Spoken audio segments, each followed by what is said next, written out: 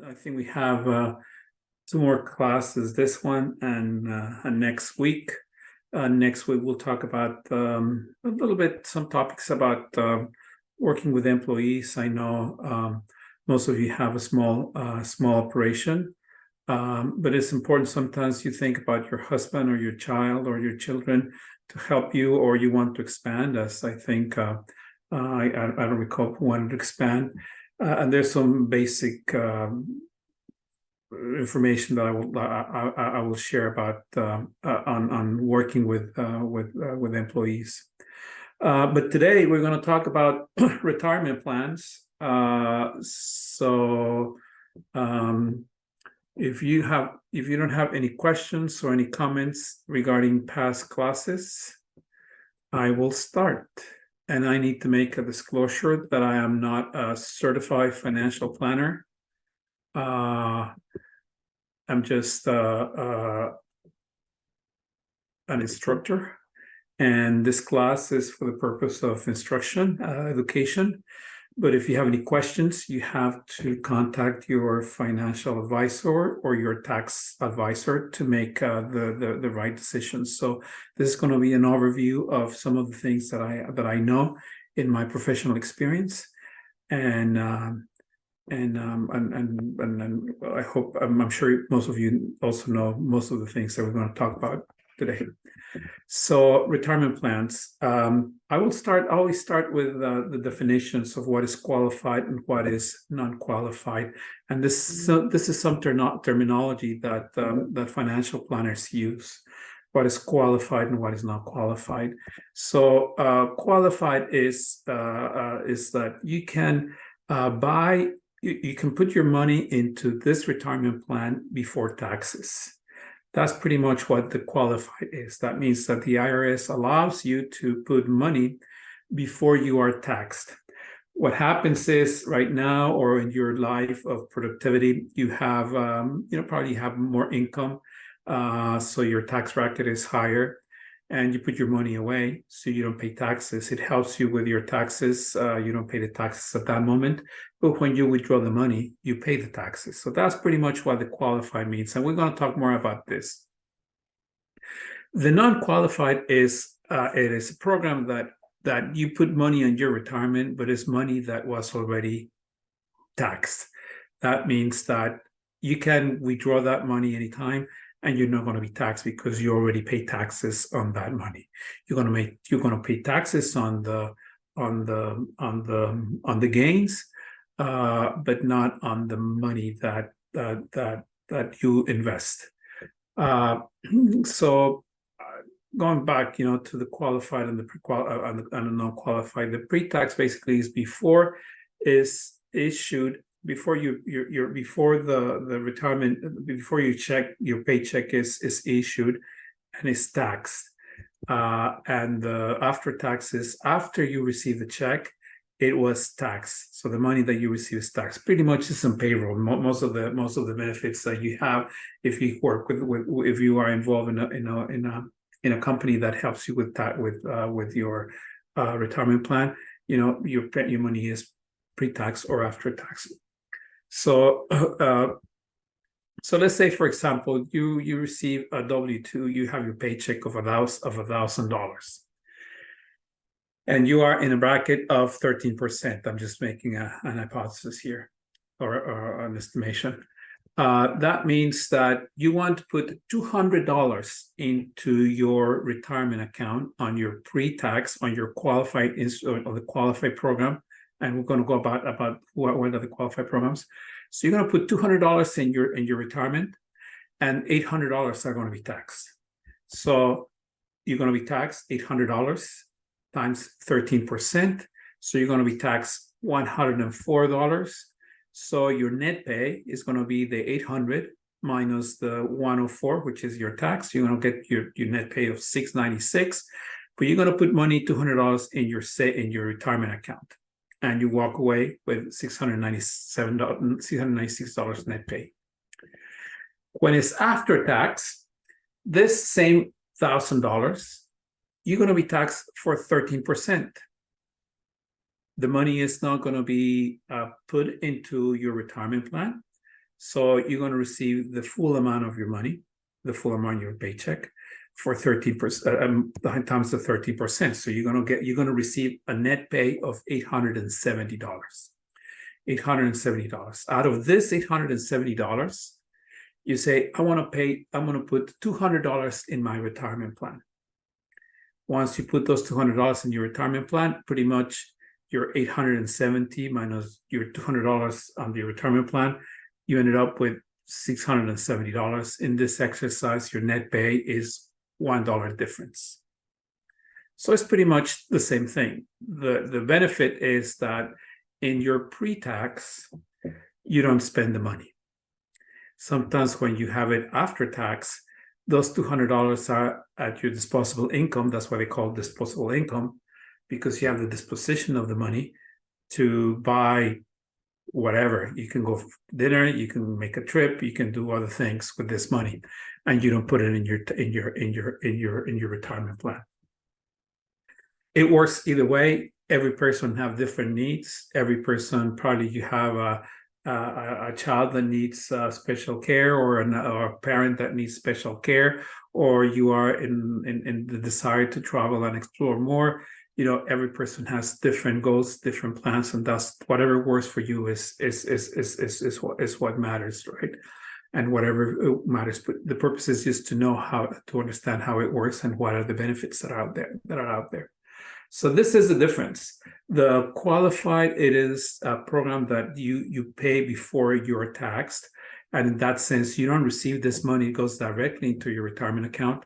And in the other one, you can still put the money, you can still put the $200 into your retirement account, but you're still taking the net pay.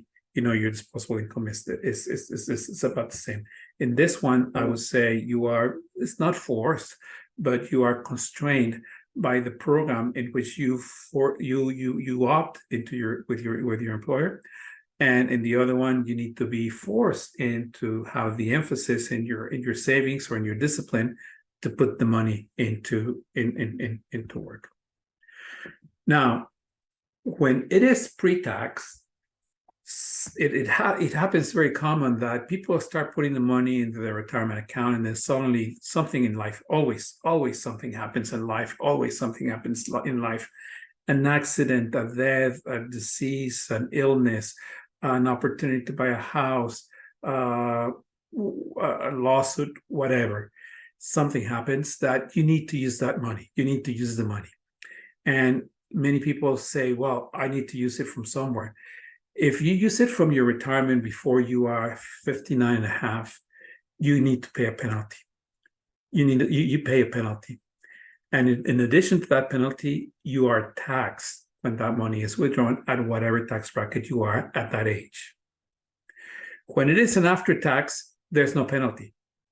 Because if you see at this pre-tax, you put the money before it was taxed. So now the government needs to tax it when you withdraw it.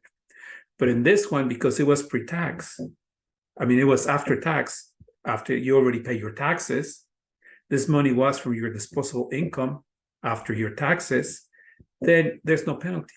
You can use that money, you can use those funds without any penalty, and you're not going to be taxed. You're not going to be taxed. So that's also the difference that you have to consider. So in one, you are more, I would say, constrained in the use of your money for purpose of retirement, and in the other one, you may have more flexibility, and it's going to fall more in your responsibility to do that. So it depends on how you work. Now, and I know that I'm talking to people that are sole proprietors and self-employed, but this is more or less how it works with programs that it is pre-tax. But even though as a sole proprietor, there are programs that you can work with pre-tax and after tax. So, for example, the most common ones is the IRA, which is individual retirement account. You can open an IRA, or what is called the 401k, which is pretty much the same thing. But the thing is, the 401k, the employer matches something, or the employer adds some contribution. Sometimes it's $0.25 sometimes maybe 25 cents, maybe sometimes they match the same amount depending on the employer. Uh, and you can I mean the employer helps you with that assistance. It's a benefit from your employer.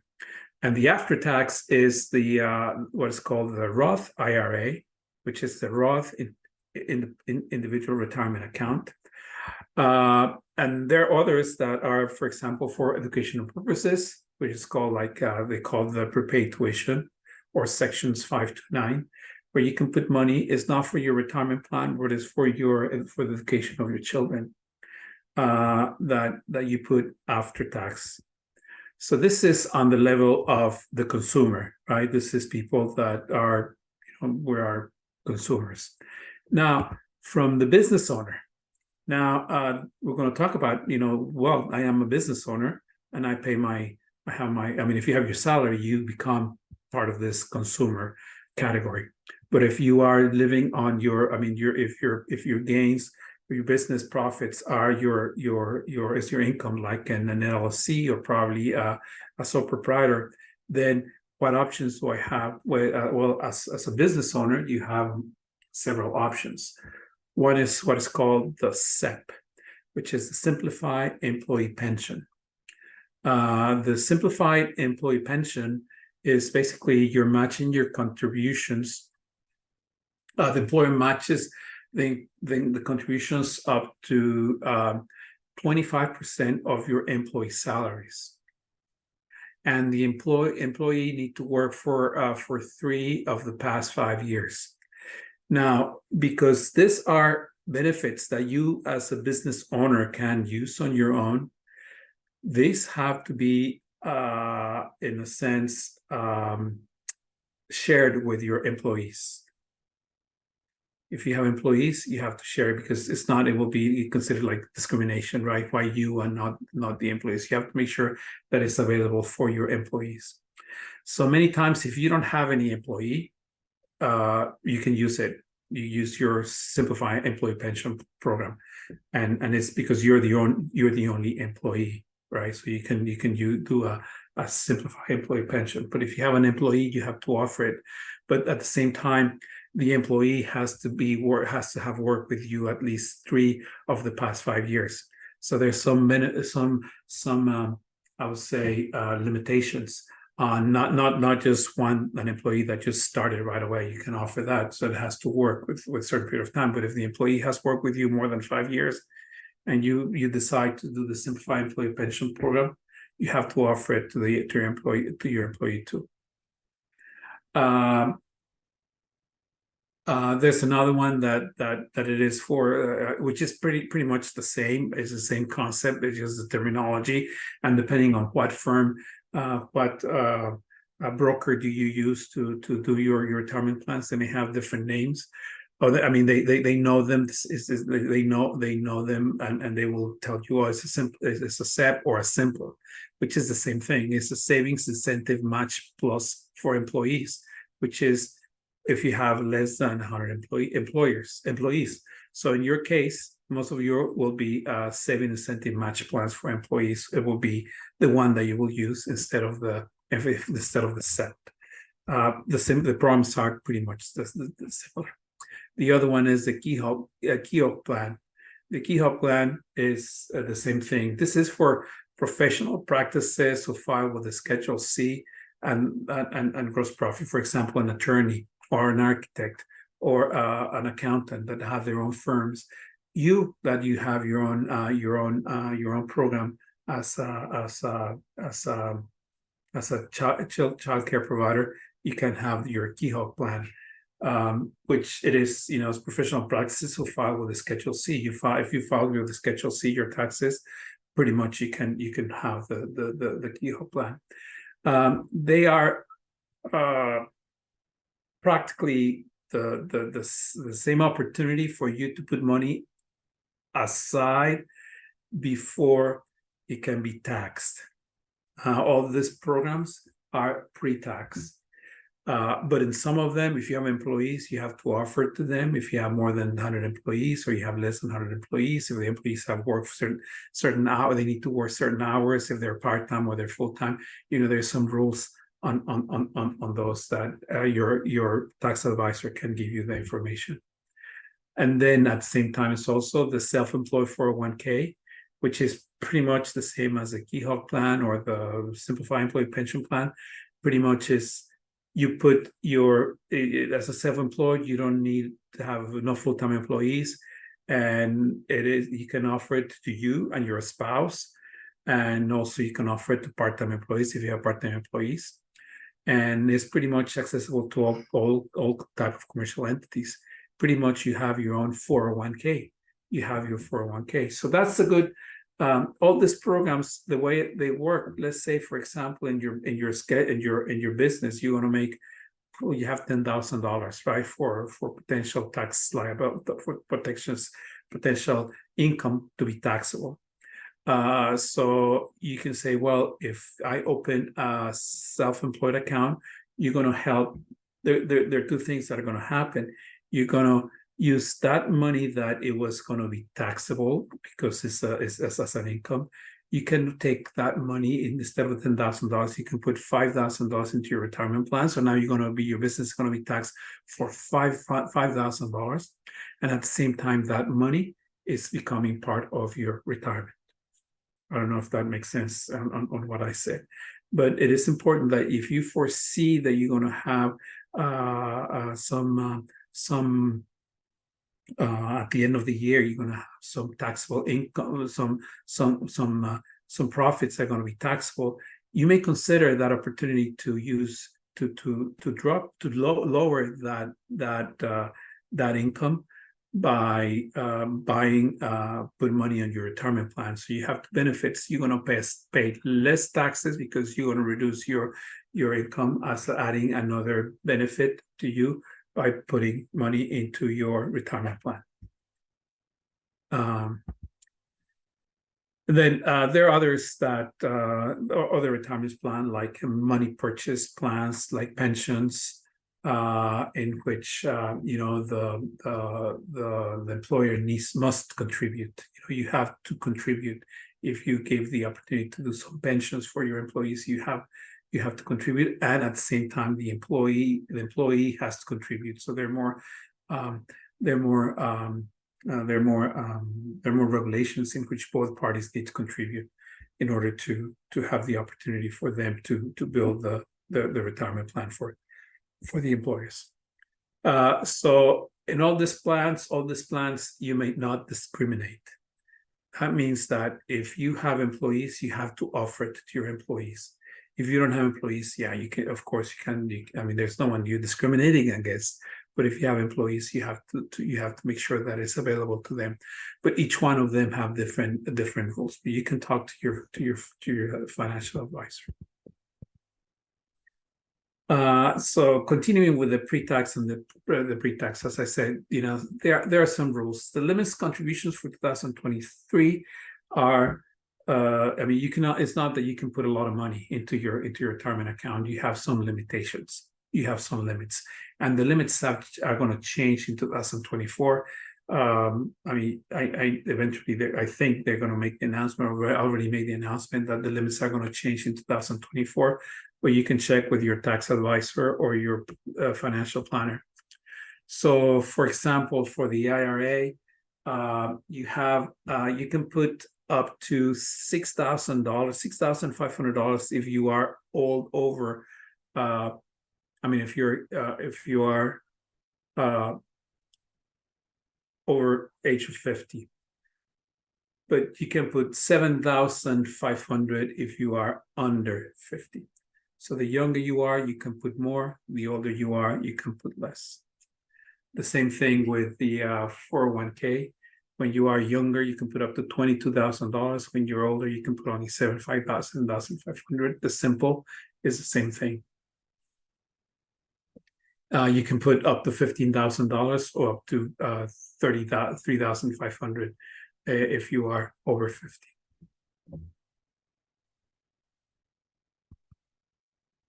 The After taxes, the Roth IRA are pretty much the same as the IRA. You cannot put more than, if you are over 50, you cannot put more than 6,500. But if you're under 50, you can put up to 7,500.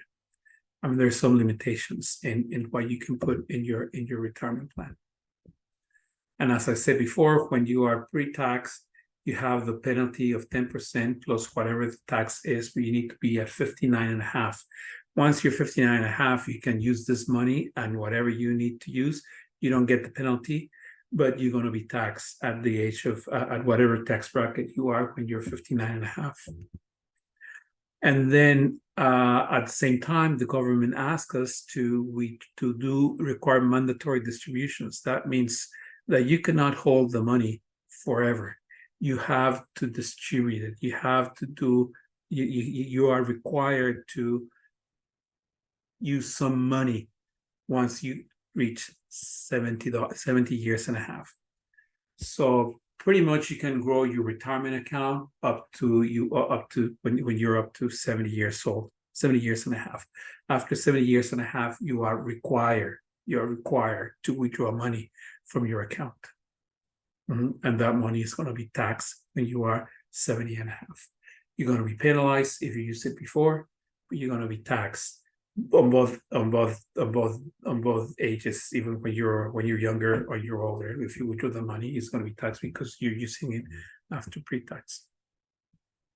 I think the simple and the SEP, you need to be 70, but you need to require mandatory distributions. Again, when you are after tax, when you put your savings up after tax, you can use that money as, I mean, there's no limitations on how you spend it because you already taxed, you already pay for your taxes. So the pre-tax has a lot of some rules that we need to understand. Now, many times, some of the questions that you have is, okay, what happens if I die, or my husband or my kids? Can I do this? You know, the beneficiaries have different, the pre-tax have different rules. For example, in case you die, your spouse can roll over your IRA. The rollover, what rollover means is that you are not withdrawing the money. You're just transferring the money to another account that is also a retirement account. It's not that you're putting the money out of your retirement account into your bank account. That will be, you are withdrawing the money from your IRA. But when it's rollover, that means that you go from a retirement account into another retirement account without taking money away, without taking money for your personal use. That is what is a rollover. So in case I die, my wife can roll over my IRA into her IRA. And she can continue with my IRA, or she can continue with my IRA with no penalty of withdrawals. But when the required mandatory distributions are a must. You know, you have to have she has to do the IRA, the must. If you give it to your child or someone that is not your spouse, a beneficiary, the beneficiary may not roll over. The beneficiary cannot roll over your IRA, but there will not be a 10% penalty. So let's say if I die, I want to leave my retirement account to my son or to my daughter. They can have that money. They're not going to pay the 10% penalty because I'm already dead. And if they want to keep it, if they withdraw the money, they can withdraw the money. If they want to keep it, they can keep it there. But the required mandatory distributions will commence after 1 year of my 70 year anniversary or birthday. Even though I was dead at 60, then when if I would have reached 70, then they have to withdraw the money from those required mandatory distributions. So there's some benefits there. In one, my wife can keep the IRA as it becomes her own IRA, and she will continue with her IRA. If she withdraw monies from my IRA, it may not have required she may not have penalties, and she must withdraw money when she reached the 70 and a half. If I leave it to my spouse or my friend or my mom or someone else, then I cannot roll over. So it will go as a different account. It cannot be rolled over. They can withdraw the money and they will not get any penalty. And if they don't withdraw the money, they need to do the withdrawals when I would have been 70 and a half. So what I was saying, the rollover or the transfer is that you're an IRA, so it's in a pre-tax account. It is a pre-tax account. You can transfer it. If you withdraw the money to another account, you get taxed. If you withdraw the money to another account, you get taxed. But if you set it to another IRA account, then that is what's called rollover. So, for example, let's say I have a rollover with I have my IRA with Bank of America or with Morgan Stanley, and I want to transfer it to Fidelity. As long as they are IRAs accounts, there's no penalty. I can change my IRA to different accounts, but as long as I do not withdraw the money out of the IRA, I'm not going to be taxed. So I can change to different programs, whatever my age or whatever my investments are. Okay, other instruments of investment or other instruments for retirement that are out there that you can consider also ways of building some capital for your retirement is something that's called annuities. The annuity and is life insurance. There's some other options, and then we're going to talk about stocks and bonds. But annuities. An annuity, basically, you put your money into, this is money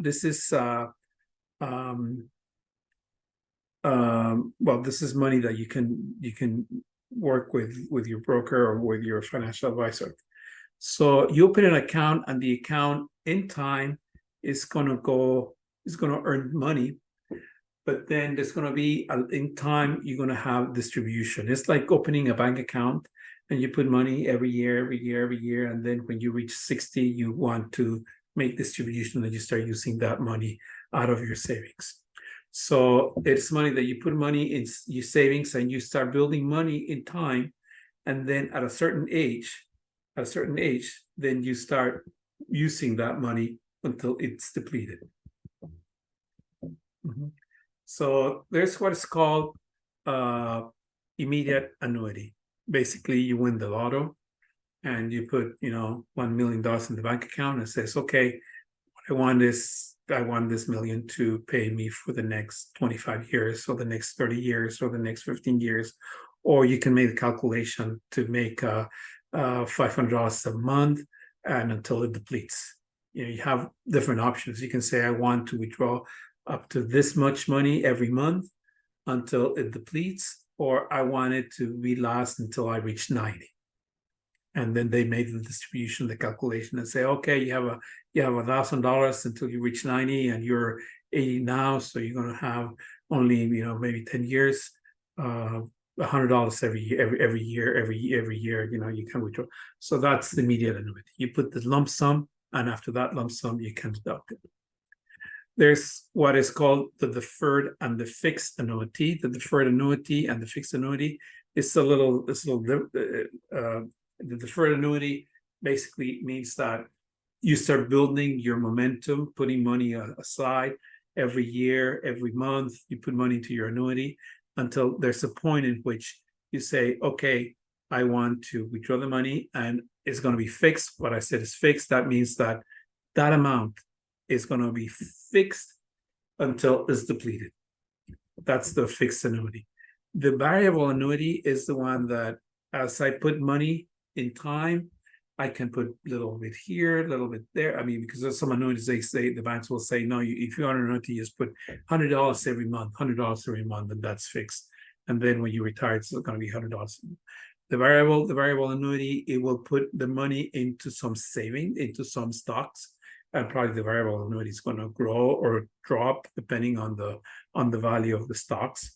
And then whatever money you have, you can also say, okay, I want this much in this year, and I want this much in next year. So there's a variable withdrawal of money depending on what you need. So this called, the annuities. Life insurance is another term, it's another instrument that you have for investment. And then people, it's basically you buy your you buy your insurance and you try to use it for life. In case you die, the beneficiary gets some money. And there are three types of insurance. There's term, there's universal variable, and the four final expenses and whole life. Pretty much are the four typical life insurance.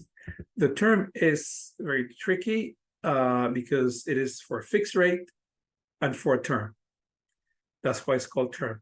And probably you see those advertisements on TV that says, oh, you can get life insurance for $10. Yes, you can get life insurance for $10, but it's going to be a fixed rate for a short period of time.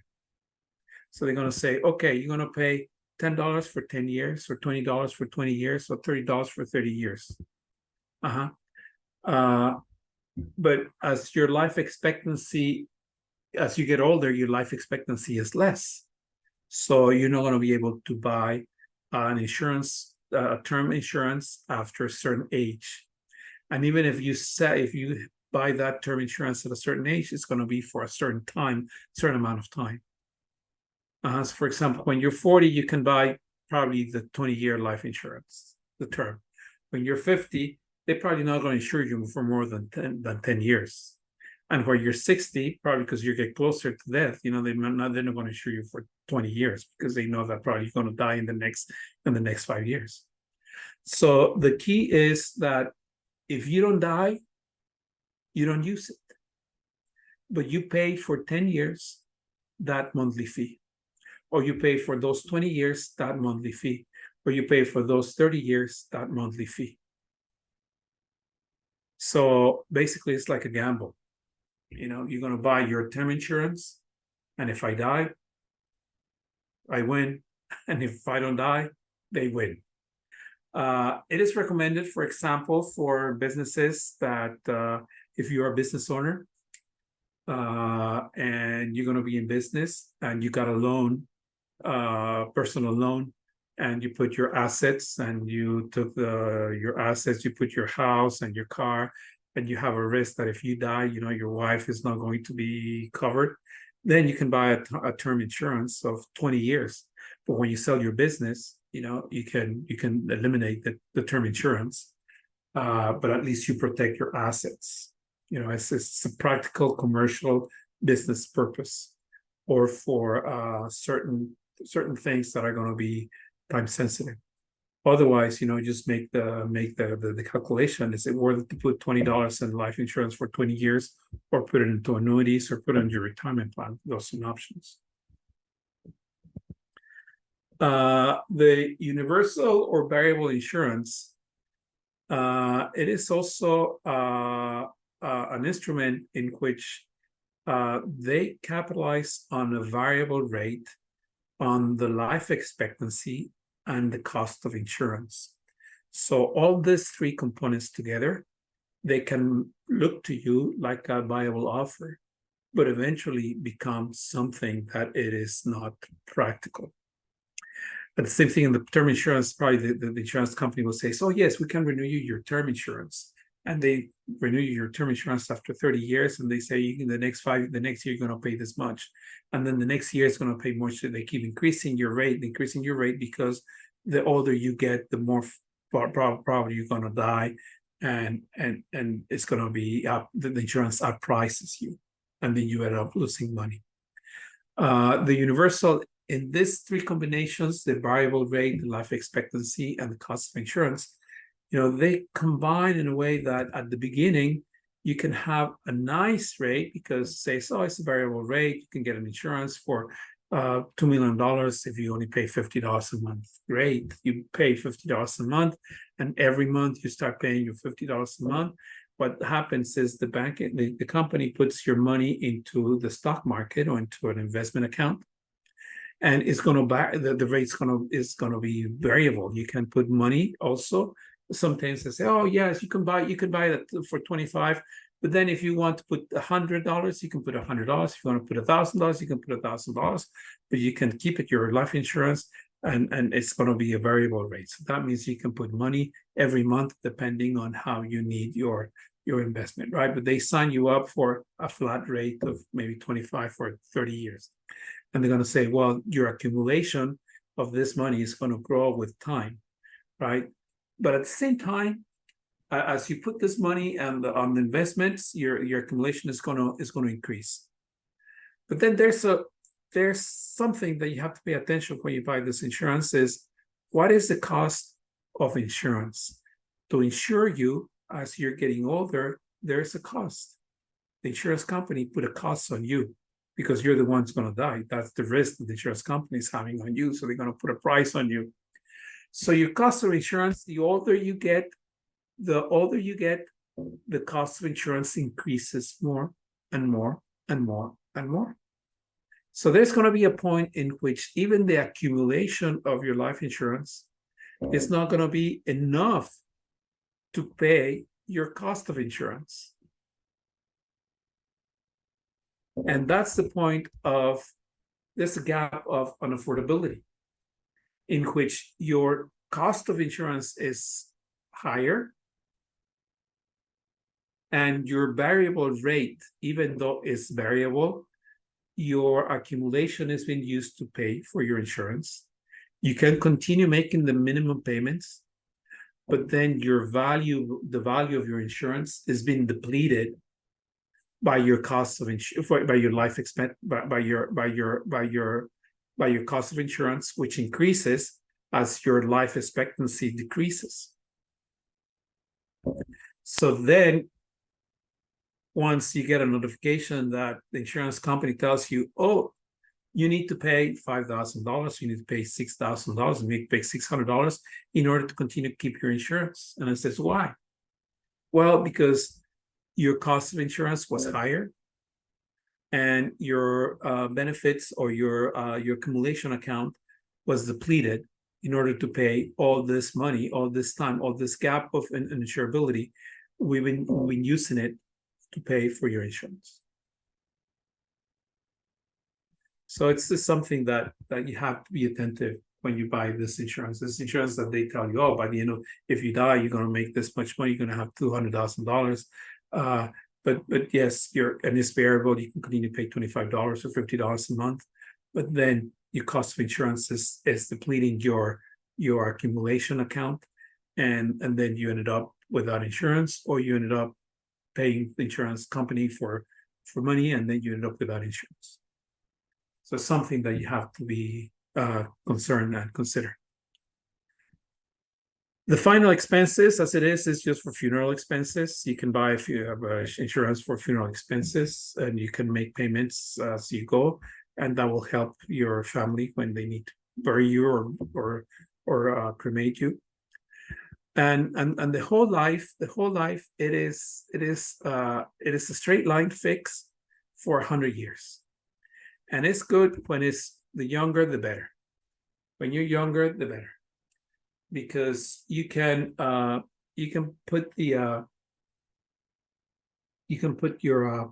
money every month for $80, and when you are 23, 25, you can buy your life insurance for a certain amount, and every month you have to pay the same amount for 100 years. Every month you have to pay your same amount for 100 years.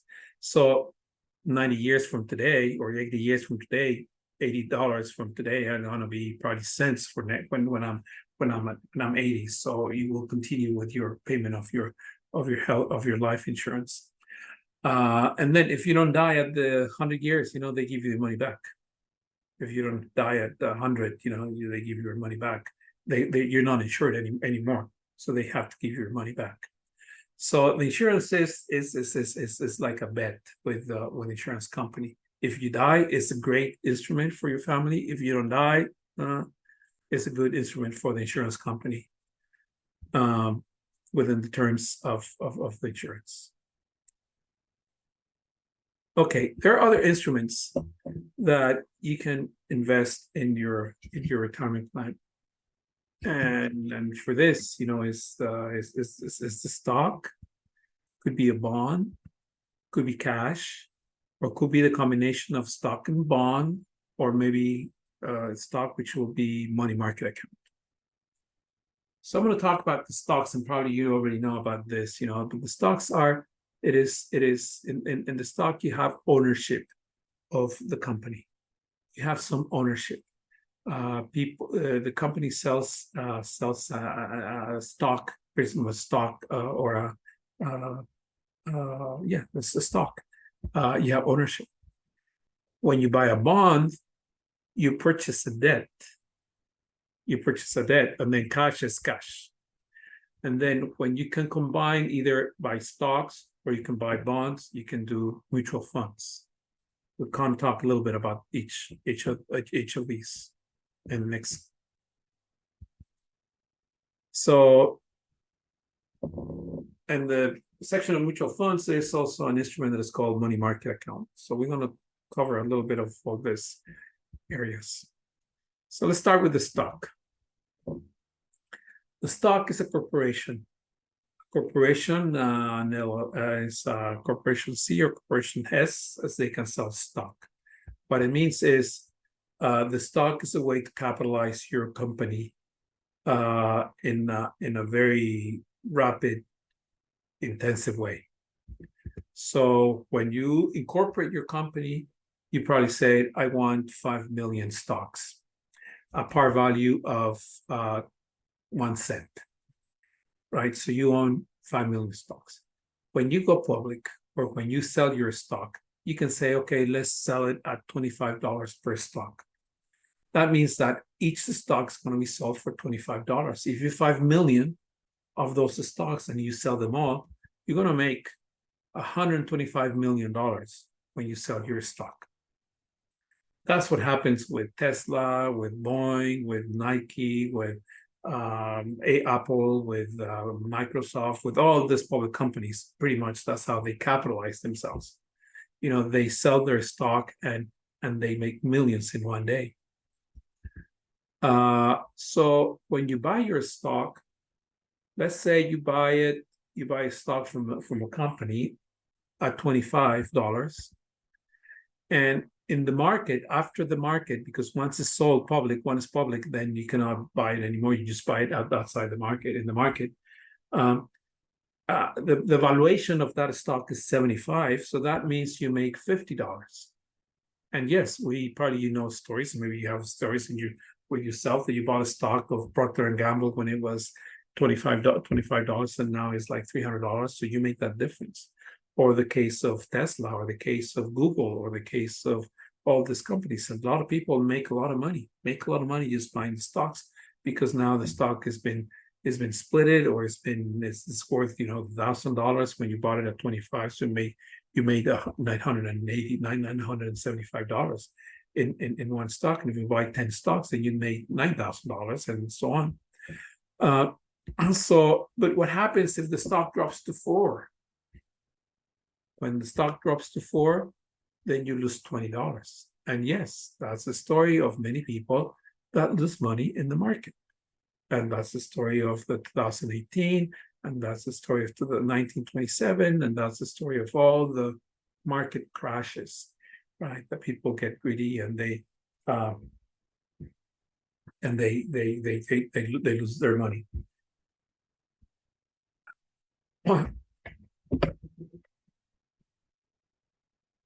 So it is called the IPO when it's an internal public offer, when you sell your stock, and then when the fluctuation of the value of your stock, if it is the aftermarket value. So now there's a risk on this on the stock. It is not regulated. Yes, I mean there's regulations, but if you that ownership, you lose it, you can lose all your money. It is a great instrument, but you can lose everything. When you buy a bond, you purchase a debt. The difference of the stock, which is support, you buy ownership, the bond is you purchase a debt. So probably you have, all of us have a debt, have a credit, have a loan. So or accounts that you have to pay. So let's say you have a loan of $50,000 at 10% interest. So you're going to talk to your investors and say, hey, I'm going to sell my debt. I need to raise $50,000 and I pay you 3%. What happens is, what you're doing is your loan is $50,000. So with a bank and you're paying $100 and 10%. But now you're going to say, what about if I look for investors and I tell them that I I will pay them 3% if they are able to build a $50,000 account. So what happens is, with $50,000, you pay your loan at 10%. So now you're paying $50,000 at 3%. So the benefit is there. See, you're paying your money is paying less money in interest. So you were able to sell the debt. You sold your debt to someone else bought it, and that person, now you own them. Instead of paying 10% interest, now you're paying 3% interest.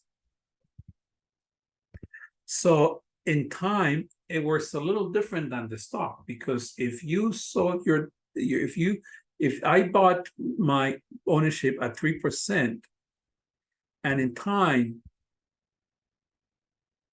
the interest goes up at 5%, what happens?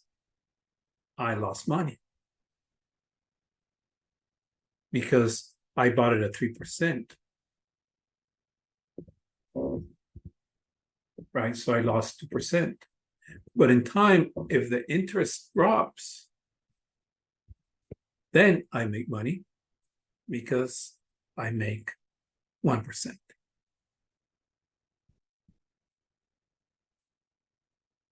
So now there's some security on the bond or on the stock.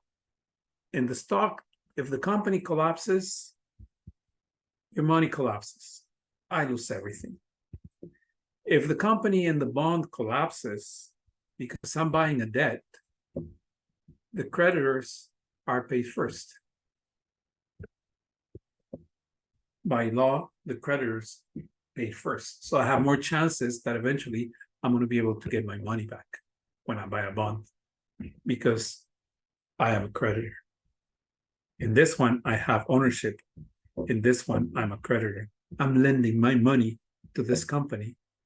I'm lending them $50,000 or 1,000 of the $50,000. So I'm a creditor. I have an opportunity to get money back. Now, many times to say, well, I can put my money in cash. There is a theory of what is the cost of money. And the cost of money is another condition for us to make decisions of investments. And we can get lost in all this numerics and probably not enjoy life. Or people, they die in this, they live this, and they enjoy, and they have good rights with the stock, good rights with the bonds, good rights with all this money. But for example, let's say the cost of money. If I put the money, if I have $1,000 today, and I invested at 4%, I make $40. If I get a loan at 5%, if I try to get a loan of $1,000 and it is at 5%, the cost of the $1,000 is $50. If I invest my money, the gain of those $1,000 is $40. So that's pretty what is called the cost of money. That's the opportunity cost. If I have $1,000 now, what is the cost of money in the long term? And then in addition, we add inflation, or the cost, the price index, the cost of price index, and the value of money it's part of the part of economics. Let's say, for example, because it also depends on the market, right? The value of money also depends on the market. If, let's say, there are 4 boxes of candy and I have $1,000 out there, $1,000 out there, how much are the money of the box of candy? They're going to be $250, because I distribute my $1,000 in the 4 boxes of candy is going to be $250. So the value of one box of candy is $250. But then what happened if the supply of the box candy drops? What happened if the supply of whatever products out there in the market and I still have $1,000? What happens? So now my $1,000 are going to be distributed to 3 boxes. Automatically, the price of the boxes increases. Right? So there's the value of money. There's also the value of money. Or what happens if there are 4 boxes of candy, but then there is an increase on salaries, or there is an increase on gas prices? For me to produce the bags of candy instead of being $250, now it's $300. So then there's the cost of candy, the cost of the process of candy. So now my $1,000 in here for 4 boxes of candy, my $1,000, I can divide it by 4. That's my $1,000. I can buy 4 boxes of candy with $1,000. But now, because of the cost of materials, so the cost of labor, or whatever the cost is to make those 4 boxes of candies, now my $1,000 can only buy $3, 3 boxes. So my money devalues. So that's all this theories about the cost of money, can drive economists a little. People like to make analysis of the cost of living and inflation and the CPI and interest. And yes, there are dynamics that move the cash, get the price of value that is embedded in all the investments. So if you have cash, cash is cash. Many people say cash is king. Cash is king, because you have the fluidity, you have the opportunity to sell it, to use it as you wish, as you want. But to some investors says, well, your cash, $1,000, if you don't put it to move, then you're losing money. Other people says money that you don't spend is money that you save. So, it's just information for you to make a consideration. Okay, now let's move into the money markets or the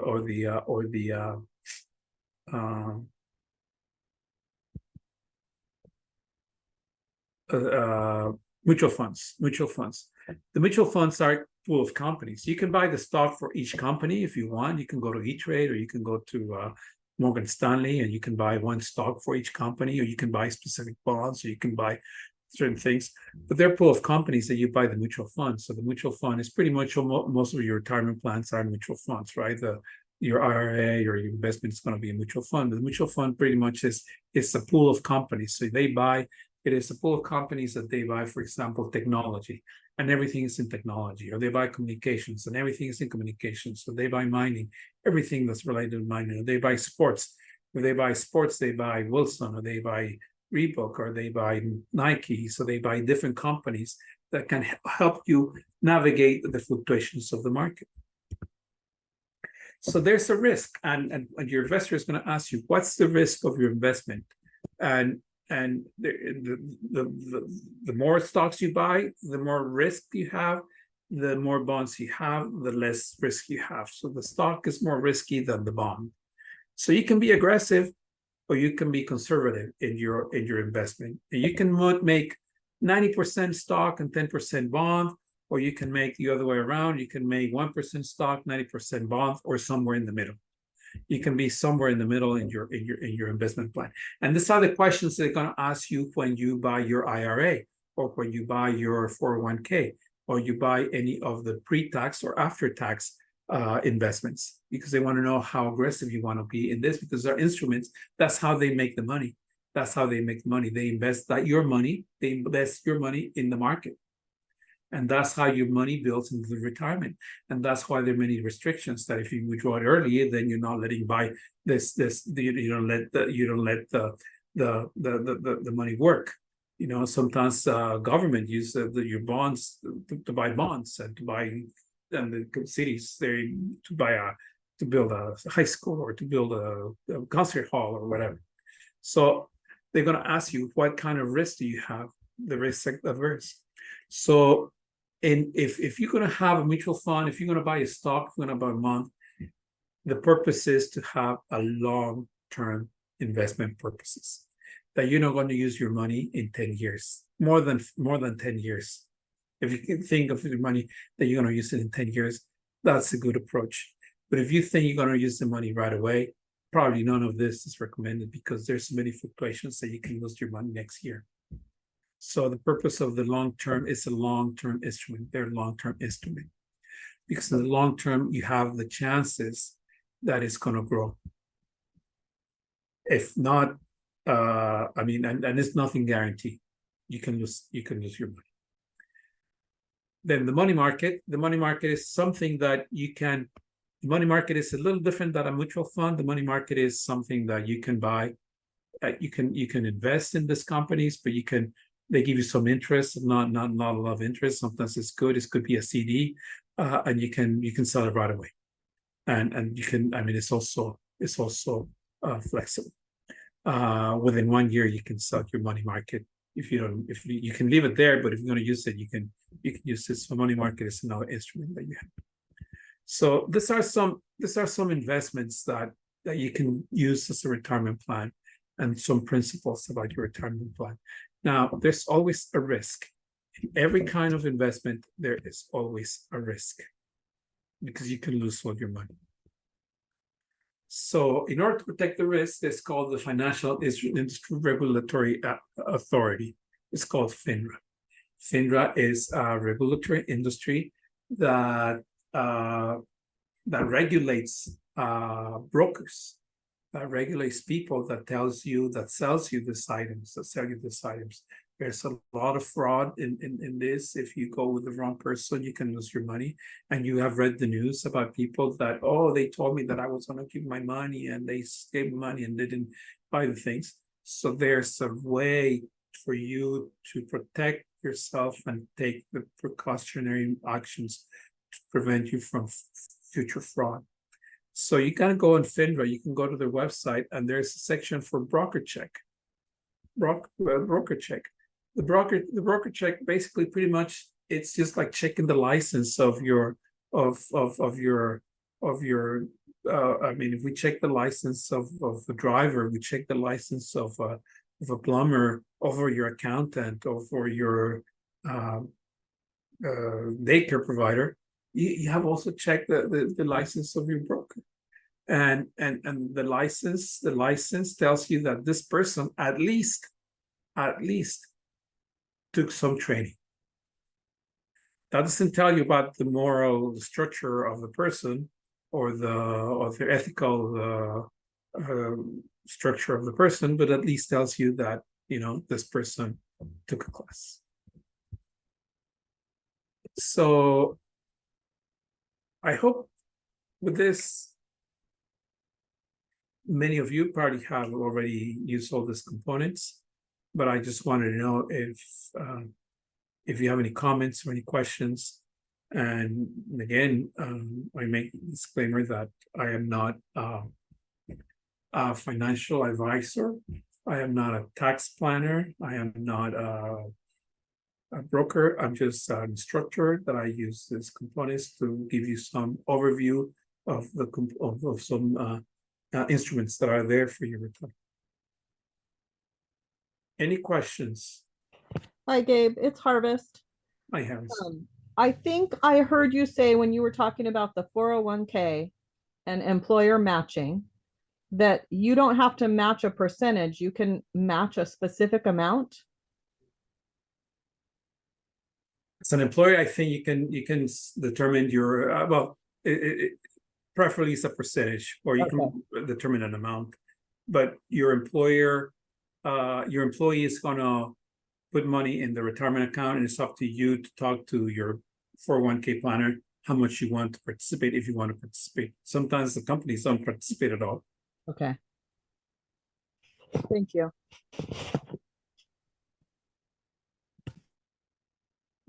Yeah, I've been in companies that, they were very generous when the economy was fine, and they matched what we were able to put. But then as the economy changed, they say, well, we're not going to match anymore, but you can continue with your RIA, with your 401k. I'm sorry, with your 401k. Everything was very clear, very confusing. I mean, to me, I get lost. I mean, it's fascinating how much instruments are out there, and this is just the tip of the iceberg, because then investors get very creative in selling. They call it derivatives. Sometimes it's just the betting, and you can buy stocks based on the future value, or you can buy stocks based on the future value. It's like betting. It's just crazy how people make money. It's just but some people, I know friends in high school that they started doing stocks, and they make a living with that. But that's why they did. It's just like right now, people doing money with videos and YouTube or on Facebook, right? That's the trend that they wanted to follow, but they have to live now on those rules, and we are decided to work on what we like. So, but there are instruments out there.